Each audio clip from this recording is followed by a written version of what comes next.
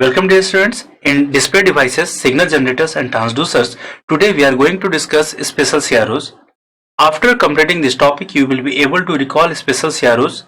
like multi-input CROs and their types, sampling CROs and storage CROs. अगर मैं examination point of view से बात करूं तो आपके एग्जामिनेशन में इस पर्टिकुलर टॉपिक से शॉर्ट नोट्स टाइप क्वेश्चन पूछे जा सकते हैं या फिर शॉर्ट क्वेश्चंस आपके एग्जाम में इस पर्टिकुलर टॉपिक से पूछे जा सकते हैं। अगर हम बात करें कि इस पर्टिकुलर टॉपिक को हम क्यों पढ़ रहे हैं, तो अभी तक हमने जो भी सीआरओस पढ़े थे उसमें हमने ये देखा कि हम सीआरओ से मेजरमेंट कैसे करते हैं, फ्रीक्वेंसी रेशियो कैसे निकालते हैं, फ्रीक्वेंसी अननोन फ्रीक्वेंसी कैसे निकालते हैं, फेज एंगल डिफरेंस कैसे निकालते हैं, हमारा जो सीआरटी है वो कैसे वर्क करता है। ये सारी चीजें अभी तक हमने डिस्कस करी। लेकिन कुछ स्पेशल सीआरओस हैं जो उन फंक्शंस के साथ कुछ एक्स्ट्रा फंक्शंस ऐड करते हुए वो स्पेशल टाइप के जो ऑपरेशन है वो उसे कंप्लीट करता है, स्पेशल टाइप के जो ऑपरेशंस हैं उसे वो फुलफिल करता है। तो बेसिकली इस टॉपिक में हम पढ़ने वाले हैं कि कितने स्पेशल टाइप ऑफ सीआरओस हैं जो कि आपके एग्जामिनेशन में पूछा भी जाता है, और ये आपको समझने में मजा आएगा कि अगर आपको किसी भी फास्ट मूविंग सिग्नल को अगर एनालाइज करना है या फिर किसी दो इनपुट जो दो वेव फॉर्म है उसको अपने डिस्प्ले पे आप देख सको और उसके बाद उसको आप कंपैरिजन कर सको, ये सारी चीजें आपको स्पेशल टाइप ऑफ सीआरओ में ही मिलेगा। तो हम सबसे पहले स्टार्ट करते हैं multi input CROs and their types. तो स्टूडेंट्स, अब हम यहाँ पे डिस्कस कर रहे हैं मल्टी इनपुट सीआरओस के लिए। तो यहाँ पे हम ये बोल सकते हैं कि जो मल्टी इनपुट सीआरओ है उसमें आपको नाम से पता चल रहा हो कि मल्टी इनपुट, जिस सीआरओ पे आप मल्टीपल इनपुट्स दे सकते हैं, क्योंकि अभी तक हमारा क्या था कि जो भी हम जो इनपुट दे रहे थे वो आपके वर्टिकल और हॉरिजॉन्टल डिफ्लेक्टिंग प्लेट पे दे रहे थे, ठीक है। जहां पे आप हॉरिजॉन्टल डिफ्लेक्टिंग प्लेट को रेफरेंस सिग्नल उस पे रेफरेंस सिग्नल आप अप्लाई कर रहे थे, और जो वर्टिकल डिफ्लेक्टिंग प्लेट है उस पे आप अननोन सिग्नल या फिर जिस हिसाब से आपको वेवफॉर्म चाहिए वो आप अप्लाई कर रहे थे। या फिर अगर किसी पर्टिकुलर वेवफॉर्म को अपने डिस्प्ले पे देखना था तो आप क्या करते थे, टाइम सिग्नल को आप अप्लाई कर रहे थे हॉरिजॉन्टल डिफ्लेक्टिंग पे, और वर्टिकल डिफ्लेक्टिंग पे आप उस वेवफॉर्म को अप्लाई करते थे जिसका वेवफॉर्म आपको अपने डिस्प्ले पे चाहिए था। तो अब यहां पे क्या है कि इनपुट जो मल्टी इनपुट सीआरओ है इसमें आप एक या दो से अधिक भी आप यहां पे इनपुट दे सकते हैं, और इसके साथ साथ जितने आप इनपुट दे रहे हो उसके करस्पॉन्डिंग आपको अपने डिस्प्ले पे उतने ही वेवफॉर्म्स अपीयर भी होंगे, आप उसे बोलेंगे मल्टी इनपुट सीआरओ, ठीक है। तो अगर हम इसे डिफाइन करते हैं तो हम ये लिख सकते हैं, तो इसको अगर हम डिफाइन करने चाहे तो हम बोल सकते हैं कि oscilloscope can take multiple input and can also display multiple waveform on the screen are called multi-input CROs। अगर हम इसकी बात करें टाइप्स की तो ये बेसिकली दो टाइप के होते हैं। एक जो होता है आप उसे बोल सकते हैं डुअल ट्रेस CRO, और जो दूसरा है वो उसे बोल सकते हैं dual beam CRO,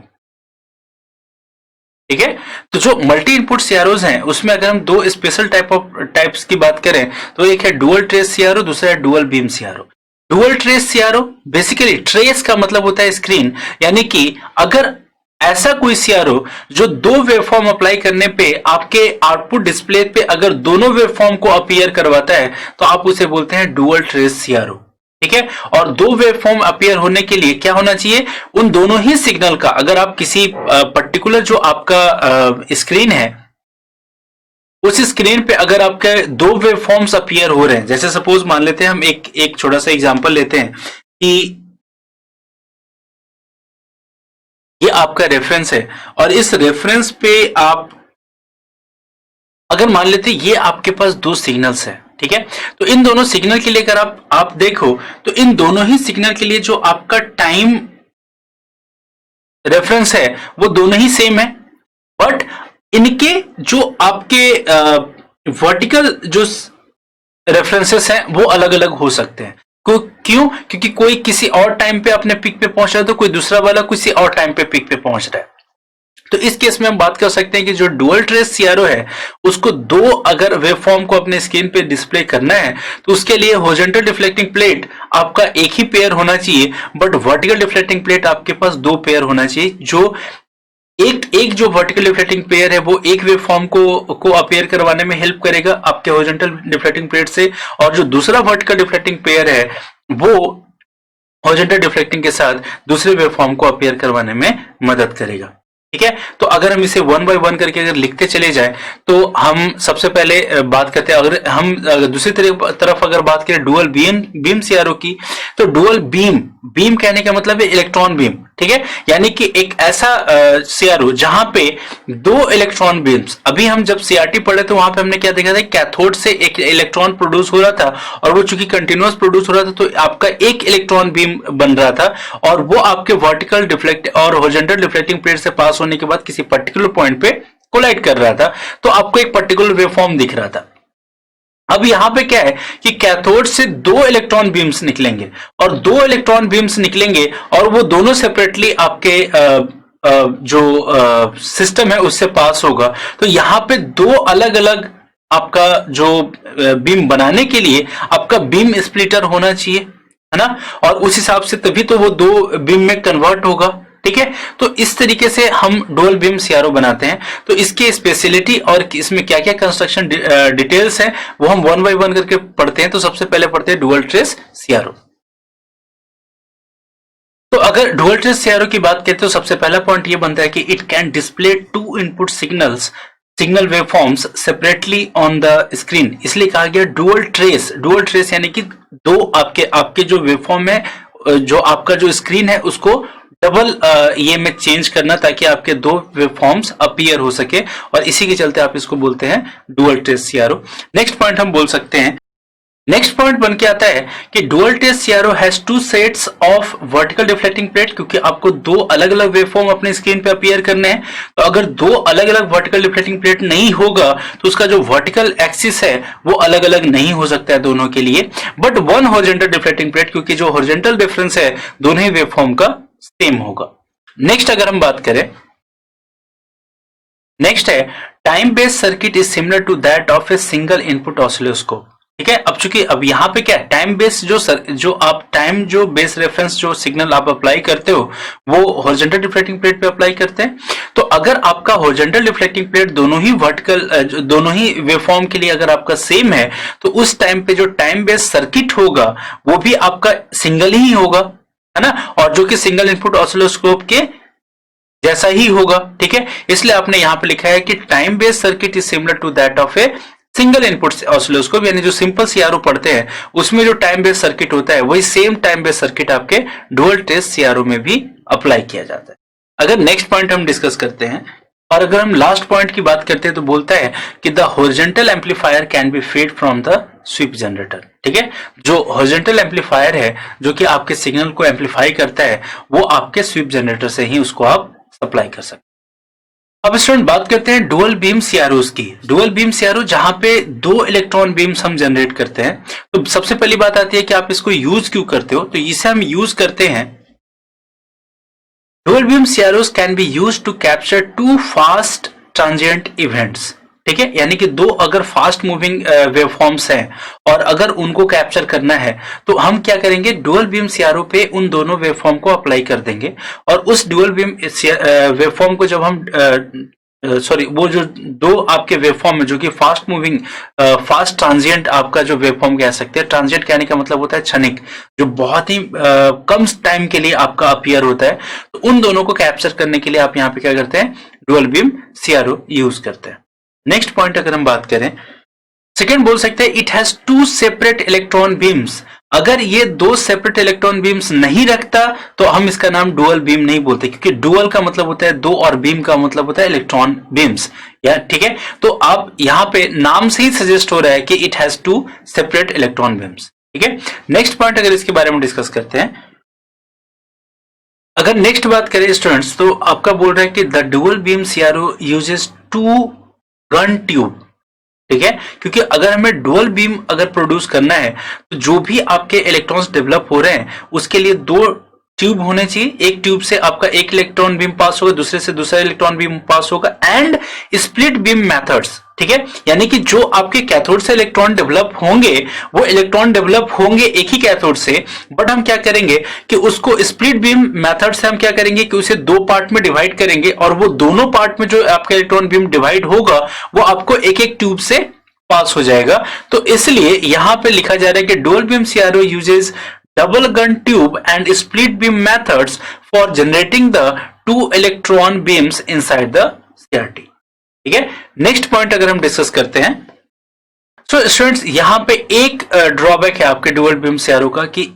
it is more costly than dual trace CRO. जो आपका डुअल ट्रेस सीआरओ भी जस्ट हमने पढ़ा था उससे डुअल बीम सीआरओ बहुत महंगा होता है, क्योंकि यहाँ पे आपको एक सेपरेट जो टेक्नोलॉजी है वो यूज करना पड़ता है, जहां पे आप इलेक्ट्रॉन बीम्स को स्प्लिट कर सकते हैं, और जब वो स्प्लिट हो जाए तो उनको फिर अलग अलग ट्यूब से पास करवा करके आप उसको अपने स्क्रीन पे कोलाइड करने को देते हो, ताकि दो फास्ट जो ट्रांजिएंट आपके सिग्नल्स हैं वो आपके स्क्रीन पे अपीयर हो सके।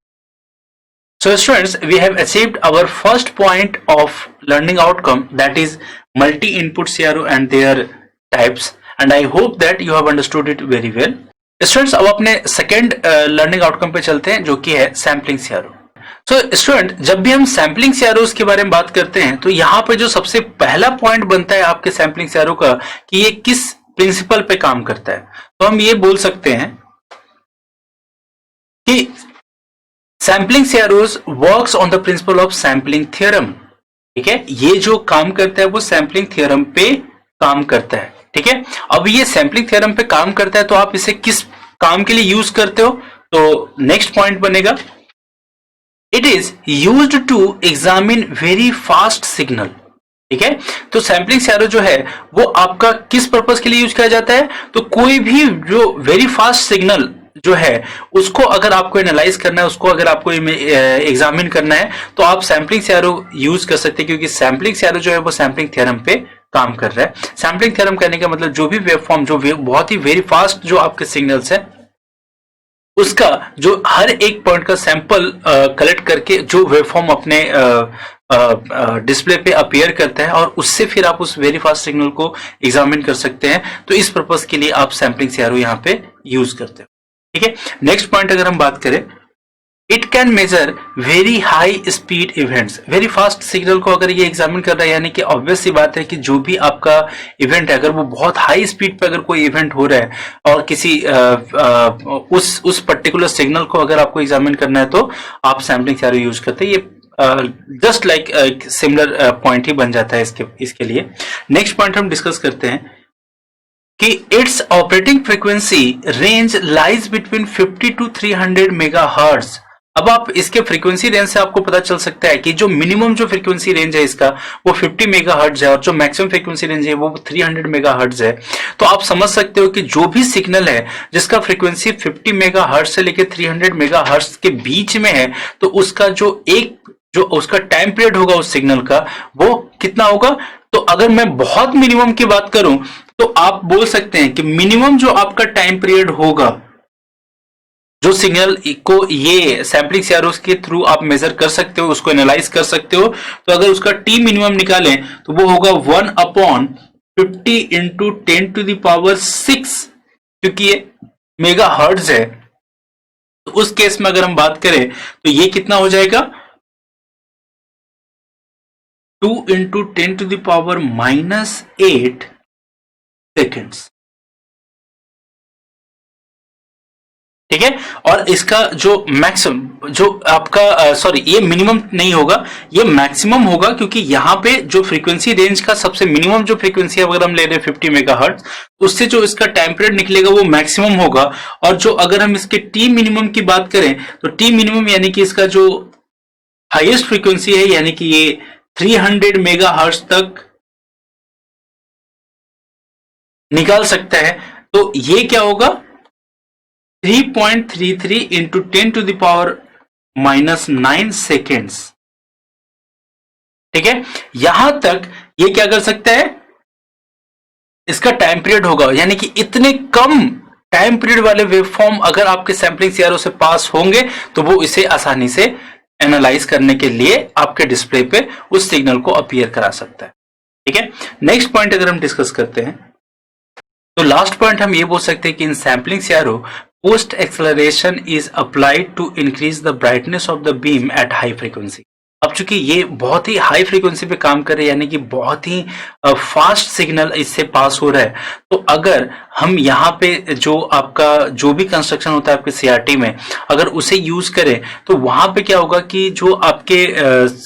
जो इलेक्ट्रॉन बीम्स हैं वो आपकी जिस स्पीड जिस काइनेटिक एनर्जी और पोटेंशियल एनर्जी के साथ आपके स्किन से कोलाइड करेगा तो उतना ही आपके वेवफॉर्म का ब्राइटनेस होगा। बट यहाँ पे ये बहुत ही फास्ट सिग्नल्स हैं, तो इसकी ब्राइटनेस को मेंटेन करने के लिए हम क्या करते हैं, अगर जनरली अगर आपको याद हो तो सीआरटी जब हम पढ़ रहे थे वहां पे हमने यूज किया था pre accelerating anode and accelerating anode, और इन दोनों के बीच में था आपका फोकसिंग एनोड। और जनरली इनका काम था कि ये इलेक्ट्रॉन बीम के को स्पीड प्रोवाइड कर सके, साथ ही साथ वो उसके पाथ पे फोकस रख सके। तो इसलिए आपने तीन अपने एनोड्स यूज किए थे, आपका pre accelerating anode, focus anode and accelerating anode. अब इनके साथ एक और हम एक्सेलरेटिंग एनोड यूज करेंगे जो कि है पोस्ट एक्सेलरेशन एनोड, जो कि आपके हाई फ्रीक्वेंसी जो इलेक्ट्रॉन बीम है उसकी ब्राइटनेस को मेंटेन करता है। So students, we have achieved our second point of learning outcome, that is sampling CRO, and I hope that you have understood it very well. So students, अब अपने third and last point of learning outcome की तरफ बढ़ते हैं जो कि है storage CRO. Start. तो स्टूडेंट्स, यहाँ पे जो स्टोरेज सीआरओ है इसका एक ही सबसे जो यूनिक और सबसे जो बेहतरीन जो इसकी क्वालिटी है कि ये वो भी उसके नाम से आपको पता चल रहा है कि ये स्टोरेज सीआरओ है। दैट मीन्स कि जो भी वेवफॉर्म इससे पास होगा, जो भी ये डिस्प्ले करेगा वेवफॉर्म जिसको आप उस टाइम पे एनालाइज कर सकते हो, उसको ये स्टोर करके भी रख सकते हैं। और उस स्टोरेज के लिए ऑब्वियसली आप मेमोरी यूज करेंगे। तो स्टोरेज सीआरओ क्या है, जो अपने आउटपुट जो वेवफॉर्म डिस्प्ले है उसको वो स्टोर करके रख सकते हैं। ठीक है, तो इसके लिए अगर हम पॉइंट लिखें तो हम लिख सकते हैं, तो स्टूडेंट्स यहां पे हम बोल सकते हैं कि जो स्टोरेज सीआरओ है can store the displayed signals internally in the memory. ठीक है, यानी कि जो भी ये सिग्नल स्टोर कर रहा है इसके पास एक यूनिक क्वालिटी है कि वो उस सिग्नल को स्टोर कर सकता है, और उस स्टोरेज के लिए हमें ऑब्वियस है कि एक मेमोरी की रिक्वायरमेंट होगी। ठीक है, सेकेंड पॉइंट हम इसमें ये बोल सकते हैं कि for large storage the analog signal is converted into digital signal. ठीक है, अब ऑब्वियस सी बात है, जो स्टोरेज है, जो आपका जो डिस्प्लेड सिग्नल है वो आपका जो स्टोर करता है स्टोरेज सीआरओ, वो लार्ज भी हो सकता है, वो स्मॉल भी हो सकता है। अगर वो स्मॉल हुआ तो आप उसको एनालॉगस फॉर्म में ही आप उसको स्टोर कर सकते हो, बट अगर वो लार्ज स्टोरेज है जहां पे हाई मेमोरी की जरूरत पड़ेगी तो उसको मेमोरी को आप कम कर सकते हो अगर आपने एनालॉग सिग्नल को डिजिटल सिग्नल में कन्वर्ट कर दिया, और वही आपका स्टोरेज सीआरओ करता है। So students, we have achieved our third point of learning outcome, that is storage CRO, and I hope that you have understood it very well. So students, at the end of this topic, I hope that you have achieved the following learning outcome, and now you are able to recall special CROs like multi-input CROs and their types, जहां पे हमने ये discuss किया कि जो CROs हैं उस पे आप मल्टीपल इनपुट अप्लाई कर सकते हो, साथ ही साथ जो डिस्प्ले है उसमें आप मल्टीपल वेवफॉर्म्स अपीयर कर सकते हो। और इसके जो टाइप्स की बात करें तो ये दो टाइप के हो रहे थे, एक आपका था डुअल ट्रेस CRO, दूसरा था डुअल बीम CRO। जिसमें डुअल ट्रेस CRO क्यों आप यूज करते हैं, उसमें क्या क्या स्पेशल रिक्वायरमेंट है, डुअल बीम सीआरओ आप क्यों यूज करते हो, उसमें क्या क्या उसके रिक्वायरमेंट है, ये सारी चीजें हमने इस पर्टिकुलर पॉइंट पे पढ़ा। Now you are able to recall sampling CRO. ठीक है, यहाँ पे सैम्पलिंग सीआरओ में हमने पढ़ा कि जो सैम्पलिंग सीआरओ है वो सैम्पलिंग थ्योरम पे काम करता है, आप उसको वेरी फास्ट सिग्नल को एनालाइज करने के लिए यूज करते हो। ठीक है, और इसमें हम जो सिग्नल हम यहाँ पे एनालाइज करते हैं वो कैसे करते हैं, ये सारी चीजें हमने सैम्पलिंग सीआरओ में डिस्कस किया। साथ साथ हमने इसका फ्रीक्वेंसी रेंज भी हमने डिस्कस किया कि किस फ्रीक्वेंसी रेंज के सिग्नल्स को ये एग्जामिन या एनालाइज कर सकता है। Now you are able to recall storage CRO, जहां पे स्टोरेज सीआरओ में हमने ये स्पेशल और यूनिक कैरेक्टरिस्टिक हमने स्टोरेज सीआरओ का देखा कि जो भी आपका जो वेवफॉर्म डिस्प्ले हो रहा है उसको ये स्टोर कर सकता है।